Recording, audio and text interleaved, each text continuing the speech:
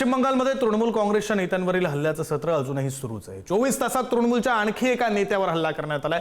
काल तृणमूल काँग्रेसचे खासदार अभिषेक बॅनर्जी यांच्यावर हल्ला झाल्याची घटना समोर आली होती। त्यानंतर आता खासदार कल्याण बॅनर्जी यांच्यावर देखील हल्ला करण्यात आलाय। विशेष म्हणजे पोलीस स्टेशन जवळच हा हल्ला झाल्यानं पोलिसांच्या कार्यक्षमतेवर प्रश्न उपस्थित झालाय। या लागोपाठ झालेल्या हल्ल्यांमुळे तृणमूल काँग्रेसच्या कार्यकर्त्यांमध्ये तीव्र संताप असून राजकीय वातावरण कमालीचं तापलेलं आहे।